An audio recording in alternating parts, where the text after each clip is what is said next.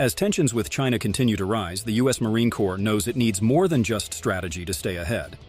The Amphibious Combat Vehicle, or ACV, is a state-of-the-art platform built to excel in the harshest combat environments, seamlessly transitioning from sea to shore. But what sets it apart from past vehicles, and why is it so crucial for countering China's growing influence in the Pacific? The ACV was developed by the U.S. Marine Corps as part of a broader effort to modernize its amphibious assault capabilities, addressing the limitations of the older Amphibious Assault Vehicle, or AAV, which had been in service since the 1970s. Over the decades, the AAV performed well in operations such as the invasions of Grenada, Panama, and Iraq. But its age, coupled with several high-profile accidents, including a tragic incident in 2020 that resulted in the deaths of 9 service members, made it clear that a replacement was urgently needed. The new vehicle was developed to meet the demands of modern warfare, especially in regions like the Indo-Pacific, where the Marine Corps expects to face well-equipped adversaries such as China. The AAV's replacement needed to offer not only mobility and survivability, but also enhanced firepower to stay relevant in these high-threat environments. In 2011, the Marine Corps initially pursued the Expeditionary Fighting Vehicle to replace the AAV, but that project was canceled due to rising costs and shifting priorities, particularly in light of the global war on terror. In place of the EFV, the Marine Corps opted for a more practical solution, developing the ACV, which combined existing off-the-shelf technology with new innovations tailored to the Corps' specific operational needs. The development effort was led by BAE Systems, in collaboration with Iveco, an Italian defense company renowned for its armored vehicles. A primary goal in developing this vehicle was ensuring it could perform ship-to-shore operations while providing enhanced protection against modern threats like mines, improvised explosive devices, and advanced munitions. To achieve this, the ACV was designed with modular armor and advanced survivability features, enabling it to withstand direct attacks while still transporting a full complement of Marines. Moreover, the vehicle was built to be highly adaptable, supporting a range of missions with 4 distinct variants. The ACVP is the personnel carrier, serving as the main infantry transport vehicle. The ACVC, the command and control variant, is a mobile command post that allows battlefield commanders to coordinate operations from the front lines. The ACVR is the recovery variant, developed to support field-level maintenance and towing operations. Lastly, the ACV-30, equipped with a 30mm cannon, provides direct fire support during land engagements. Now let's take a closer look at what really makes this new vehicle stand out. One of its most impressive features is its ability to handle rough seas, with a tolerance for waves as high as 9 feet. This capability is crucial during beach landings where conditions can be unpredictable, and the need to rapidly deploy forces from ship to shore is vital. Navigating challenging surf zones allows Marines to carry out amphibious assaults even in adverse weather or high-sea states, offering a level of flexibility that older platforms, like the AAV, couldn't quite match. When it comes to survivability, the vehicle's improved armor is a game-changer. It's equipped with modular, bolt-on armor plates designed to withstand heavy machine gun fire, including 50 caliber rounds. This armor provides robust protection against a range of threats, from small arms fire to improvised explosive devices, making the platform far more resistant to attacks in both coastal and inland environments. For operations where Marines are likely to face enemy fire immediately upon landing, this level of survivability is critical. Another key feature worth noting is the quieter engine, which significantly reduces the vehicle's acoustic signature. Not only does this make it harder for enemy forces to detect, but it also allows Marines to approach their targets with a bit more stealth, a crucial advantage when operating in hostile environments. Just a quick moment before we move on. If you're new here and you like this content, consider subscribing to sustain our work and help us create more videos like this.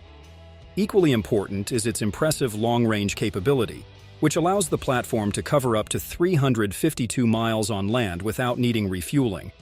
This range gives Marines the ability to push further inland after initial beach landings, expanding the operational reach of amphibious forces.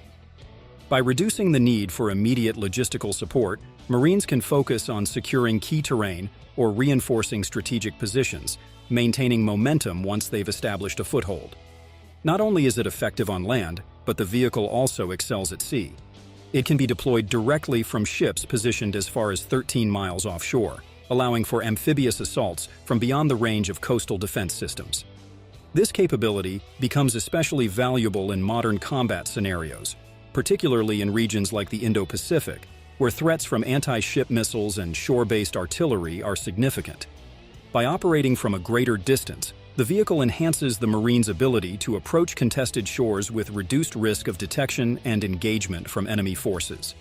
This combination of long-range mobility and ship-to-shore capability offers the Marine Corps far greater flexibility when launching operations in contested areas, ensuring that they can respond rapidly and effectively in high-risk environments. Now let's talk about firepower. The ACV-30 represents a significant leap in technology for the Marine Corps. This version is equipped with the 30mm Mark 44 Bushmaster II cannon, a powerful weapon capable of delivering substantial firepower against a wide range of targets. This gives the Marines a crucial asset in direct combat, allowing them to engage both enemy personnel and lightly armored vehicles with precision and effectiveness. What makes the unit even more advanced is its inclusion of an unmanned turret, developed by Kongsberg. This turret is remotely operated, meaning it doesn't require a crew member to be exposed while firing the weapon. That's a big win for crew safety and operational efficiency, as it frees up Marines to focus on other critical tasks while still maintaining control over the vehicle's firepower. By minimizing the space traditionally taken up by manned turrets, the platform can also carry additional Marines or equipment, making it even more versatile on the battlefield. While all these features sound promising, the introduction of the new vehicle has faced some bumps in the road. In fact, 2022 and 2023 saw several incidents during training that raised concerns about its safety, particularly when operating in surf zones. In July 2022, multiple units experienced rollovers during training exercises off the coast of Camp Pendleton, California, while navigating rough seas in the surf zone. A more serious accident occurred in December 2023, again at Camp Pendleton, when a vehicle rolled over during nighttime training. Tragically, this incident resulted in the death of one Marine and injuries to 11 others. The Marine Corps conducted an in-depth investigation, determining that there were no mechanical flaws with the vehicle itself. Instead, the focus shifted to the need for adjustments in training and operational procedures. The findings emphasized that the vehicle's design, sitting higher off the ground and moving faster than its predecessor, requires a different handling approach. In response, the Corps updated its driver certification process, placing greater emphasis on maneuvering in rough seas, navigating sandy beaches, and handling uneven terrain, all key factors in amphibious operations. As of October 2024, the U.S. Marine Corps' Amphibious Combat Vehicle program continues to advance, though it's facing some challenges, particularly around costs and production timelines. Initially, the Marine Corps planned to procure 632 vehicles across all 4 variants. However, ongoing cost negotiations, especially in relation to the ACV-30 variant, have created some hurdles. Rising prices and budgetary constraints have put the goal of acquiring 175 ACV-30 units at risk, which in turn could affect overall procurement and production schedules. To address this, the Marine Corps is currently working with BAE Systems to reduce production costs and meet their goals. In terms of progress, the personnel carrier variant is the most widely deployed, with over 200 units already delivered. Many of these are now integrated into operational units, and deliveries, which began in 2021, are continuing. The command and control variant initially faced some communication issues, particularly in terms of beyond line-of-sight capabilities, but those are being addressed. The first production units are expected to reach initial operational capability by March 2024. Meanwhile, the recovery variant is still in the design and testing phase. While a prototype has been built and tested, full production isn't expected until 2028, so the Marine Corps will continue using older recovery vehicles for now. The 30mm cannon variant is also making progress. BAE Systems has already delivered production representative test vehicles, which are currently undergoing operational testing. Full-rate production is expected to begin after successful testing, with the Marine Corps aiming for initial operational capability for this variant by fiscal year 2026. The vehicle is currently being fielded by several Marine expeditionary units, with a focus on those involved in amphibious operations and forward deployments in key regions like the Indo-Pacific. units within one Marine Expeditionary Force based at Camp Pendleton were among the first to receive the vehicle. The 15th Marine Expeditionary Unit, attached to 1 MEF, was one of the earliest units to deploy the vehicle, conducting its first international operations during the Balikatan 2024 exercise. Meanwhile, 2 MEF, based on the East Coast, and 3 MEF in Okinawa, Japan, are also expected to integrate the vehicle into their operations in the near future. The ACV plays a critical role in the U.S. Marine Corps' evolving strategy under Force Design 2030, which marks a significant shift in how the Corps operates in contested regions, particularly the Indo-Pacific. This strategy was driven by the recognition that future conflicts would be vastly different from those of the past, with a focus on countering peer adversaries like China. The Corps' attention is centered on key contested areas, such as the South China Sea and the Taiwan Strait. Force Design 2030 aims to modernize and reshape the Marine Corps into a more agile and adaptable force, capable of conducting distributed operations across the vast Indo-Pacific region. Instead of relying on large, concentrated forces, the strategy calls for smaller, autonomous units that can operate independently across a broad range of dispersed islands. The ACV is integral to this strategy due to its enhanced mobility and survivability, as well as its ability to rapidly transition from sea to land.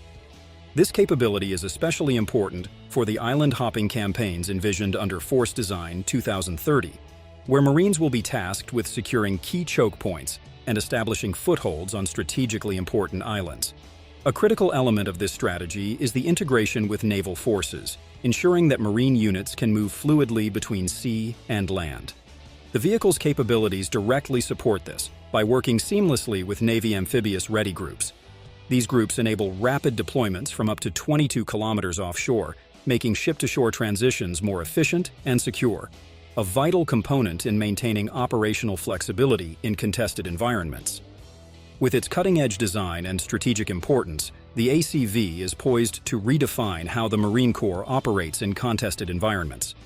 As global threats shift and tensions rise, the ACV stands ready to play a key role in the future of amphibious warfare.